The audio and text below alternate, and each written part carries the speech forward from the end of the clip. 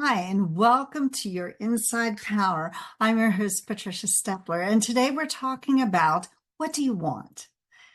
There's this law of objectives. You have to have an objective. You have to know what it is that you want if you're ever going to acquire it in your life. So, first, you have to have an idea. And you have to want it so much, as Napoleon Hill used to talk about a burning desire. And how badly is it that you want to have that objective in your life? And then will you go after it? If we don't go after what it is we want, it's just a dream. And sometimes you say dreams come true. Well, dreams come true when you go after them. Dreams do not necessarily come true if you just think about them. So we have to make sure that we're really going after them and we're taking what we call inspired action, meaning that it's inspired because you're excited about, you're motivated about acquiring that good into your life. Now, one of the things I need to caution you about is to have clarity of what it is that you want. Why do you have to have clarity? Well, if you don't have clarity into your goal, then you're not going to have that ability to get that inspired action, because the goal is going to be all over the place and you won't know where to turn first. So we have to define exactly what it is that we want and have very clear intention about what the goal is, and have some idea of how we're going to get there. Now, here's the thing. You will not know exactly how you're going to acquire the goal. You just map out a plan, but you have to allow the universe to give you direction and to realize that you don't know everything. If you think of times in the past when you've, accomplished a really big goal, I'll bet you that you can think of something that happened that was not what you were expecting, and yet that was key in order for you to accomplish the goal. I know that's happened to me. I know that happened to my son when he got a scholarship, and it happens to everybody. What's very sad is that many people will spend their lives wanting something, and yet wanting it and getting it are two different things. If you really want to acquire something and to be successful at getting something, you have to have this definite clarity of what it is that you want. What happens to a lot of people is they want something, but they don't really ever go after it because they don't believe in themselves that they can accomplish it. If you have an idea of something you want, you also have the ability to get it. Now, it might require learning some new skills, no doubt about that, but you have the ability to learn those new skills, to do those new things. So any idea that you get, within reason, within the realm of the world that you can acquire, you can get there if you just persist and you develop the clarity. When we talk about your dream power and we talk about your inside power, and your dream power is name of the business, the inside power is this show. When we talk about those two things, we're talking about the powers that exist within inside of us to control our reality and to change our lives and transform from where we are to where we want to be. And there's genius in this power. And there's genius in your ability to visualize exactly what you want. And you can keep building upon it. That's the beauty of it. The vision I had 2 weeks ago is enhanced.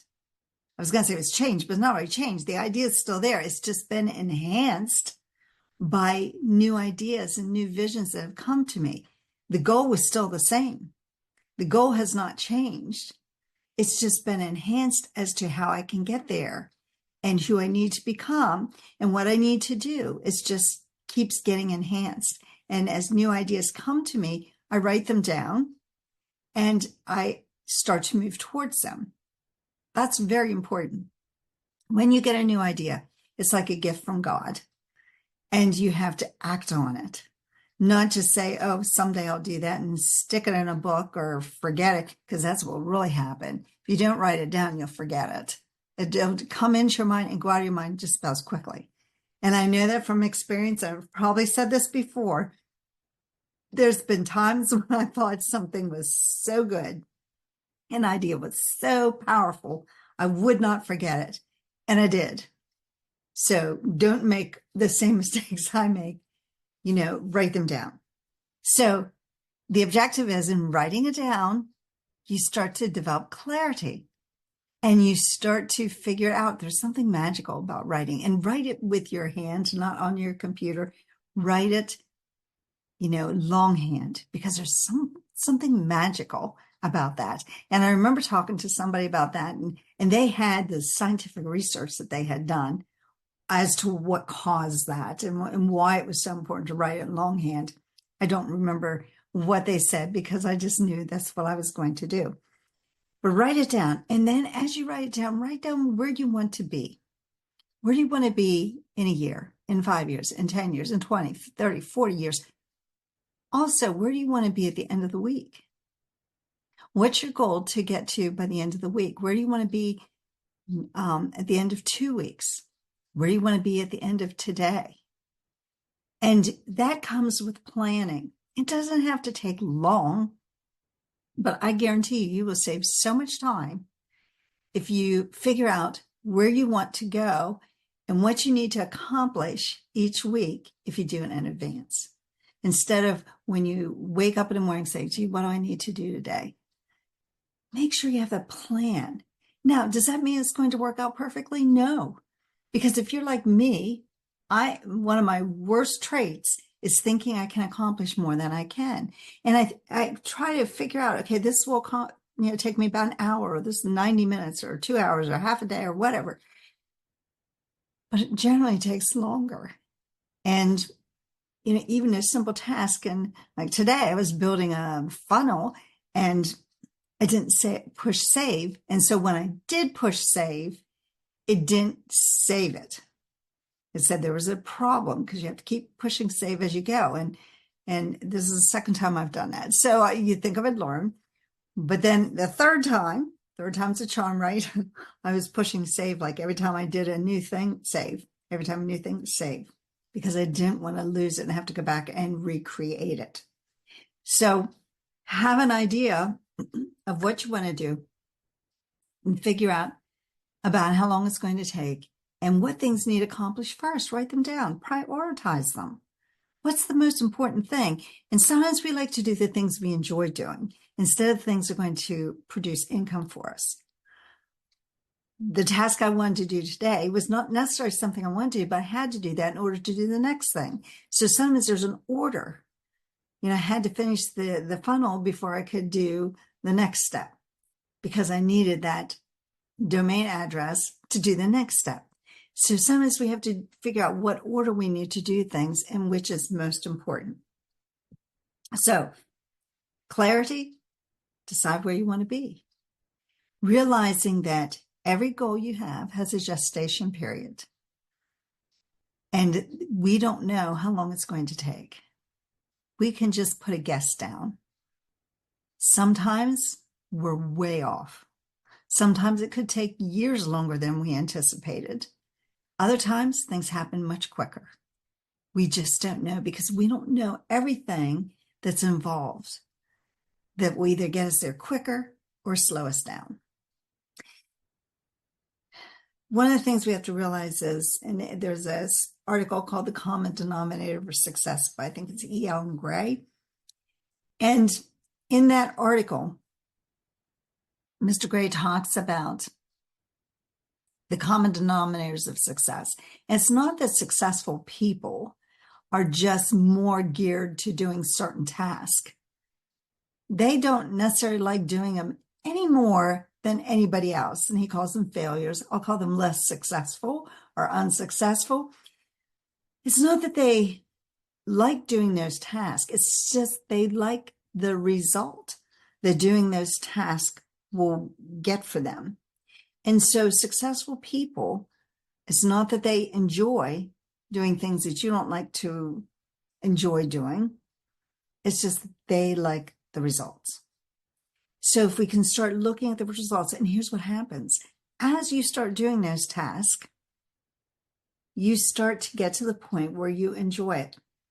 For instance, I was just on a call the other day, and somebody was saying, oh, I just don't like social media. I know I need to do it. I just don't like it. If anybody could help me figure out how to do it.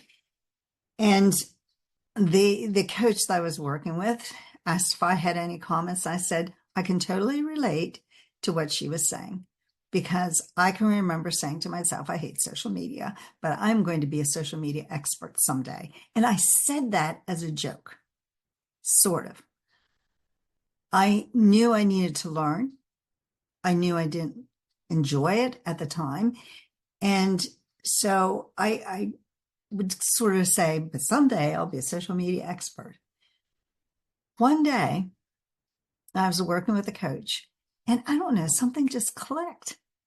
And it was like, it took me from where I was and just changed my whole perspective.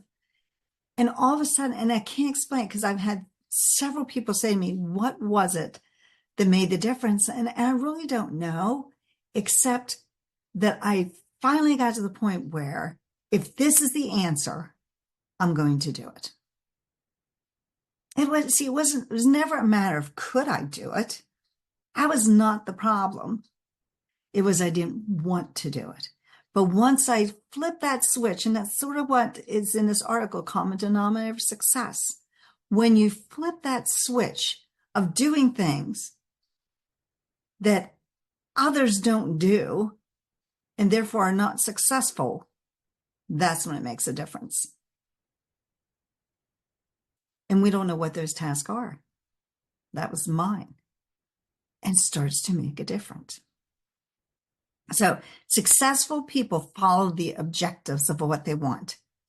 Unsuccessful people see all the objects or all the obstacles that get in their way.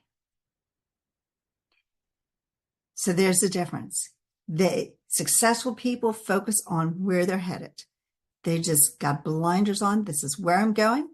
This is where I'm headed. No ifs, ands, buts about it. Whereas unsuccessful people allow everything to get in their way and cause them to make excuses. I was working with a lady, and all I heard were the excuses. It's just excuse after excuse after excuse. You can have excuses, you can have results, but you're not going to have both. And you have to decide what you want, excuses or results. Unsuccessful people see the obstacles and they'll focus on the obstacles. They'll focus on what's not going right, and they'll tell you all about what happened and what went wrong. But that's where their focus is.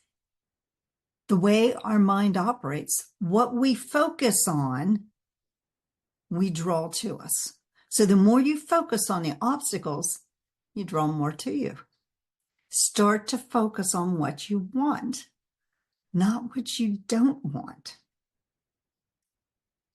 Try to keep that laser vision. When something goes wrong or you feel like it's an obstacle, it could be an opportunity. We don't know, if we have a clear path of how we think we're going to get somewhere, but there's a better way that we're not aware of, sometimes the universe will allow that thing that we're not aware of to kind of pop in front of us, and we have a choice. We can look at it and say, this is an obstacle, this is not the way I'm headed, or we can look at it and say, oh, maybe this is what I'm supposed to be doing. Maybe this is not an obstacle, but an opportunity. And we have to decide, are we looking for the obstacles or the opportunities. And unsuccessful people will only see the obstacles in those opportunities, while successful people see the opportunities in the obstacle. This is why back during the Depression, there were a lot of people that became millionaires because they didn't focus on the obstacle of the depression. They were focusing on what they could do to earn money. And they shifted their focus. And because they were willing to shift their focus and not do what everybody else was doing, they became millionaires. There's always opportunity and obstacles. I think this with AI. And if any of you are interested in learning more about how AI can benefit you, you need to ask me about the workshop I'm doing, the masterclass. AI can be an obstacle for you, or it can be an opportunity. I looked at it immediately as an opportunity and started to jump on it and started to learn how to utilize AI to make my business easier. So start to look for the opportunities. Napoleon Bonaparte said, "I see only the objective. The obstacle must give way." So that's the way he looked at it. He only sees the objective. He only sees what he was focused on. And anything that got in the way has to go. So you have to keep your imagination focused on the picture of the desire that you want, not what you're seeing in front of you. Now, that sounds very easy, but it is really a difficult task. If it was really easy, everybody would do it, and we'd all have everything we want, and there'd be no more poverty anyplace. Concentrating that is the hardest thing in the world. In fact, in my favorite book, The Science of Getting Rich by Wallace D. Wallace, let me just pull this up. This is what he has to say about it. He says, to do things in the way you want to do them, you will have to acquire the ability to think the way you want to think. This is the first step towards getting rich, thinking the way you want to think. He says, to think what you want to think is to think truth regardless of appearance. So it's thinking what it is in your imagination, regardless of what you're seeing around you. He said, every man has a natural and inherent power to think what he wants to think. Everyone can. That's what he's saying. Everyone can think what they want to think. But it requires far more effort to do so than it does to think the thoughts which are suggested by appearance. So to think what you want to think takes more effort than to just see what's in front of you. He says, to think according to appearance is easy. To think truth, what is it you want, regardless of appearance, is laborious and requires the expenditure of more power than any other work man is called upon to perform. There is no labor from which most people shrink as they do from that of sustained and consecutive thought. It is the hardest work in the world. This is especially true when truth is contrary to appearance. Every appearance in the visible world tends to produce a corresponding form in the mind which observes it. And this can only be prevented by holding the thought of the truth. So every time you look at something, you look at a situation, you're seeing what's in front of you. The only way to change that is to think the truth, what it is that you want. And that's difficult. When you learn to do that, you've created your own reality and you have become the master of your own soul. And you can attract whatever it is you want. And just like Napoleon, I see only the objective. The obstacle must give way. Our minds can build the objective that we want. It can build the vision of what it is that we want. And it can grow stronger and stronger every day. When you start to think about it over and over and over again, it becomes extremely strong. And you start to develop that burning desire, which is what you need to get it from the conscious mind into the subconscious mind. And once you get it in the subconscious mind, well, that's when it can get interesting, because then it can interfere with your habitual thought patterns or your paradigms. And then you get to the point where you're like arguing with yourself, like you have the angel and the devil on your shoulders and are arguing back and forth about whether you can do this or not. It's because your habitual thought patterns are in total conflict with your desires. And when that happens, I want you to realize it's natural. And it happens to everybody when they want to move beyond where they are. And so it's completely natural, and you have to work through it. You just have to get to the other side of that terror, of that fear. And when you do, it doesn't mean that the next time it's going to be easy to just walk through it. It just means that you go in with the experience of, wait, I've done this before, I can do it again. This happened to me. This is just an analogy here. When I first started taking courses on the computer, it seemed like every time I did, something was wrong. You know, back when you had disk, the label on my disk was interfering with the mechanism reading it, and it wouldn't read, and I was getting behind because it wouldn't even load right, and just like crazy stuff. And when I started to work on social media, which is why I did not like it, it was like I didn't understand it. It was confusing to me. And I'd learn new programs, and then I'd ask one of my kids to help me with it, and their idea of helping was to do it for me, and that didn't help. But once I figured out I was totally capable of learning something new, I realized that if I can learn one thing, I can learn another. And the other day, my coach was showing me how to do something in a different program that I was not familiar with. And then I went to do it, and I was having all kinds of trouble last night. And I was very frustrated, from that. And this morning I was like, okay, let's see if I can figure this out.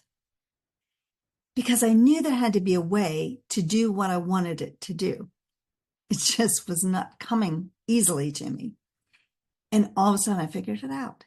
You see, that's what you do. Once you realize that you can do one thing, you can do another. And it doesn't mean that that's easy, because that was frustrating for me yesterday, but I was able to overcome it. And that's where the law of strength comes in. See, I built that in my mind. I built that idea that I could understand various softwares and various applications. It was just a matter of learning it. But when I built that, it gave me confidence that I could actually accomplish it. And that's the strength of mind, is that creation that comes to you. So the idea possesses you. My idea was that I can figure out new software, and it gives me the ability and the inspiration to figure it out. William James says, if you wish to possess a qualification or an emotion, act as if you already had it. Act as if. Assume a virtue if you have it or not. And that's what I did when I used to joke around about being a social media expert. It was not really something I was striving to do, but I knew that I had to eventually figure it out if I wanted to get to where I wanted to in my business. Same with software. I knew I had to figure it out if I ever wanted to get to where I wanted to in my business. You see, I was not willing to be, it's probably part of my personality, but it's just not part of me to say, okay, I'll just let other people do things. Because I want to know how it works. Because what if something happens and I have to know it? If I just handed everything off, I wouldn't be able to take over in an emergency. Not everybody thinks that way, but that's my thought pattern. And that's served me well over the years that I've been in business. It served me well to know how to figure things out and do things myself. Every thought we have impacts us and our success or our failure. Every thought we have impacts us towards our success or failure. What thoughts do you have? What thoughts are you telling yourself? What we believe and what we feel about ourselves is what we will produce. This is why it's so important. The words you say to yourself, the words you say to other people. It's made me so cautious about the words I use when I was teaching and said things to children. I was very cautious about what I said, because the words you say impact your life and the lives of the people you talk to. So if you say things like, I'm so stupid when I do that, or I'm just lazy. My granddaughter said that one day. I'm like, no, you're not. No, you just don't feel like doing it today. You're not a lazy person, because I didn't want her to start seeing herself as being lazy. You know, when somebody says, I'm so stupid, immediately, no, you're not. You're not stupid. Maybe what you did wasn't the right thing, but doesn't mean you're stupid. See how it's different? We don't want to put ourselves down. We want to say the things that we want. I'm successful. I am rocking it. I am earning lots of money. I'm doubling my income this year. I'm tripling my income this year. I am a successful business person. I am successful in every area of my life. My health is great. Whatever it is, say what you want and think what you want. And it's easy to slip. It's very easy because we live in this very negative world. So it's easy to slip when you realize that you've had a thought or you've said something to yourself. Switch it as quickly as you can and keep focused on your objective. The other day I was feeling a little low. I mean, you're not always up here feeling great about everything. I was feeling a little low and like things weren't going right. And I almost reached out to my accountability partner and say, oh my gosh, can you give me a call? Because I'm really having a rough time. And that was like, no, I need to shift this. And so I switched my thought patterns so that I went from feeling that way to looking at where I'm headed and where I'm going. Sometimes it just takes listening to something, maybe a piece of music, maybe reading inspirational sentence or a poem or a chapter in a book. Listening to something inspirational often doesn't take much, but when you do that, you feel your vibration shift. And that's what we need. We need to get back to the vibration of where our dream and goal is, and not stay on the vibration of where we're feeling. So things will go wrong. They'll go not as you planned. And your attitude is what will impact whether you move forward or backwards. So we need to constantly think big. We have to become the person we want to be. And then we have to act as if we're already there. And those are the keys. Those are the keys of what you need to do. Easier said than done. I suggest you register for my masterclass.